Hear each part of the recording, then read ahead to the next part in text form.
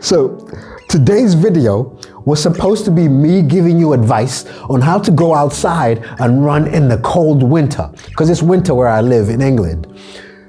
But I got ready, went outside, but it was it was just too cold. I was like, you know what, forget this. Let me carry on with the video series I've been doing. And so yesterday's video was my most comfortable running shoes. You can check it out. I'll link it at the end of this video. So watch this one first. And then I decided today I'm going to give you the list of my daily trainers, shoes I love, all-rounders that you just put on, no special, no frills, no carbon plates, just running shoes that work, right? But let me introduce myself, and the intro is going to be very different. My name is Aubrey, and I've got 8,000 subscribers. Thank you very much. I set a goal to hit this before Christmas. It's the 13th of December, and you've got me there. Sincerely, from the bottom of my heart, and I want to express this as profoundly as I can. Thank you. You don't know what this means to me. First one, New Balance. I'm going to share one pair of shoes for each brand, starting with this one here. New Balance 1080 V13. Let me go back to the version 11, one of the worst shoes ever produced. Sorry, New Balance. You picked it up with the version 12, redeemed yourself, and I loved it. And then you went, hold on, you like the 12? Well, check this out. And then you gave us this one. Love it. Well done for giving us a true example of how to upgrade a running shoe. Love this, and this is definitely a shoe that's very easy to recommend, especially to new or average runners. Let's move on. All right, I got this one next. Okay, so next up, this bad boy here, the Cumulus 25. Now yesterday, when I gave the most comfortable running shoes, the bigger brother to this one, the Gel Nimbus 25, goes in that category. So if you're looking for something with a bit more return of energy, something a bit more expensive, more minimalistic, not as bulky, this will be that shoe. For me, it's a very easy to recommend shoe because it's actually a bit more affordable too. Okay, so let me interrupt this video and ask you a question. Please leave in the comments below. What's been your most used running shoe? Not your favorite, not max stack, not race, just your most used running shoe. Please comment in the description below. All right, let's carry on. Okay, so onto one of my favorite brands, Ultra Running. These guys have supported my channel and they've got a very special place in my heart. The Touring 7 from those guys. Now, this is the most unique shoe out of all the shoes I'm going to tell you because it offers you a zero drop. What does that mean? The height at the back of the shoe and the front are the same, meaning there's no drop from the back to the front. What does that mean? It comes with a learning curve to learn how to run in a shoe like this, but also a key thing is whatever comfort you like at the back, you've got it at the front too. They call it balanced cushioning. I love the concept and I love what they're doing here. So yeah, Touring 7, excellent daily trainer. Now here I had a problem. I didn't know how to decide this. Let's go here because I need a wider view. This one of my favorite shoes of the whole year, the Cloud Surfer 7. And then this is the most beautiful running shoe I own, the Cloud Flow.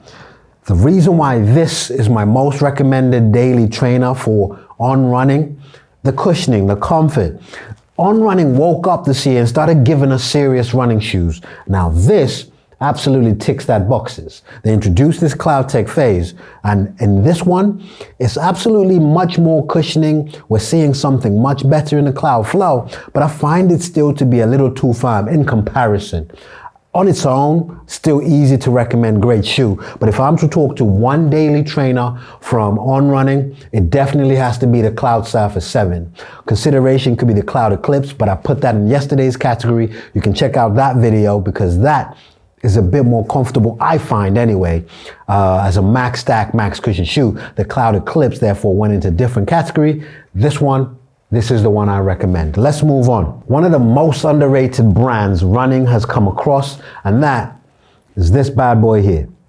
Puma's Deviate Nitro 2. Not the Elite, the standard one.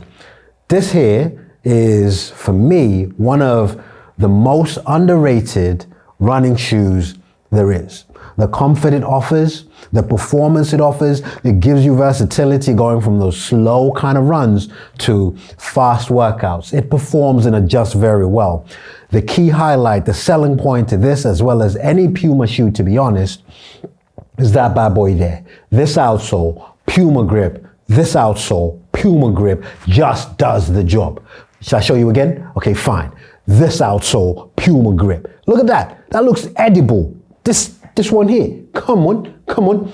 Puma grip. All right, let's move on. The Takumi Senate, in my opinion, because of how minimalistic it is, it makes it very versatile. I'm okay doing slow runs in this. Nothing wrong, because it's not as cushioned as other shoes within the Adidas lineup. But the versatility, when you kick up the pace, you have to give it to this. And look at how that looks. That looks amazing, especially in this colorway. Black and yellow, black and yellow, black and yellow. Let's move on. I got this, which is Saucony's Ride 16, right? Great shoe. But you know what? We needed this here. This is how you upgrade a shoe. They took the midsole from one of the more cushioned shoes, the Triumph series, this Power and Plus, and put it in a daily trainer. That touch alone gave this shoe the comfort, the cushioning that it needed, and put it in a position where it's starting to make a serious argument for my top three. The Cielo Road. Love this shoe. The downside to this shoe being winter, if I put it, you can see that is amongst the most breathable material you're ever gonna see. The downside is that in winter, you get to feel the cold air on your feet, and that's not always a pleasant feeling. But in the spring, summertime, this is gonna be that go-to. A Puma foam in a daily trainer, my goodness. All right, Aubrey, what is your top three? Easy. Number one, and I know I'm doing this, I'm supposed to be creating suspense, go from the number three, then work upwards. No.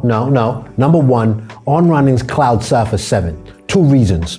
The comfort that they introduced put this shoe in a world where it made On Running start to feel like they're getting serious about these running shoes in terms of performance and not just the looks. Because I'm gonna be honest with you, I love On Running shoes for the swag. But this here was an introduction to a shoe that was very serious about comfort and your daily miles. Number 2 and 3, where are we going, or where are we going?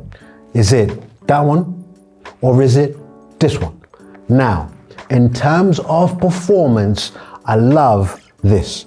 But like I mentioned, this mesh, winter time. We're in winter right now. Therefore, I'm gonna give number 2 to Puma's DV8 Nitro 2. This bad boy was amazing, and it started to make me see Puma very differently. Number 3, therefore, is the Hoka Cielo Road.